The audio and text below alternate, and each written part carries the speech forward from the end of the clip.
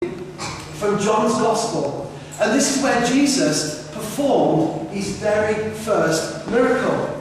In John's Gospel, it tells us, chapter 2, right at the start, that 3 days later, there was a wedding in the village of Cana in Galilee. Jesus' mother was there, and Jesus and his disciples were guests also. I was reading some time back a very interesting story. You know, these little snippets that you find published from time to time. And it was actually in the United States, where else? But a double wedding was announced. And a 19-year-old boy was to marry a 16-year-old girl, and his 17-year-old sister was to marry the father of the bride. And I don't know if that confuses you as much as it confuses me, but the upshot of that was that the sister would become her brother's mother-in-law, and the brother of the sister would become the father-in-law's brother-in-law, and his bride would become her father's sister-in-law, and their children would be first cousins of the sister-in-law's mother-in-law. It's been simple today.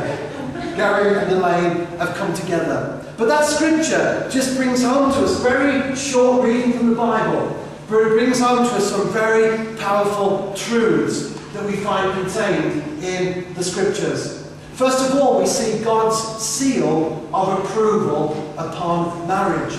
Jesus, as we know from the scripture, even if we're not perhaps familiar with church, as some of us are, some of us aren't today, certainly we're aware that Jesus performed many miracles during his 3+ years on earth in his official ministry capacity. But the first one that he performed was at the wedding of Cana in Galilee. And I think that speaks to us volumes. It shows that God, in all of his sovereignty, chose a wedding in which Jesus Christ performed the first of his many miracles. And that is showing us, even to this day, that God puts his seal upon marriage. And the reason why Garry and Elaine have got married today is not just to have a nice time, not just to have a nice service, not just to listen to Sunday Rose, not just so that people can come together and we can go to Toby afterwards and have a nosh up. Those things are all nice. But the most important reason why we come together in marriage in the way that we do today is to do it before God. Is to ask God's blessings on that which we commit to him. And it's wonderful that all of us here, without exception, wish them the very best. I certainly do. It's an exciting day for me.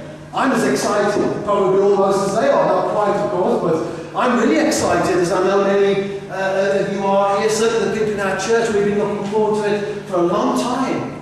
And we do wish them every blessing upon their marriage. From the verse there, we find that marriage is meant to be joyous. It's meant to be joyous. Immediately after the verses that I read, we find that they had a feast. They had the ceremony as such, but they had the feast, a marriage feast. And this is the great joy of marriage, that it's actually meant to be happy. When we choose our hymns, we choose our songs for the wedding, we don't choose Fight the Good Fight or Onward Christian Soldiers or something like that. It's not a battle. Marriage is a partnership that not only is God blessing our union together, but as a couple that enter into that union, as Garry and Elaine have done so today, they are entering in as true partners. Marriage is the scripture there. We find that not only did God put his seal of approval upon marriage, not only was it a joyous occasion, but also Jesus was invited. It tells us there was a wedding in the village of Cana in Galilee. Jesus' mother was there, Jesus and his disciples were guests also. Jesus was invited.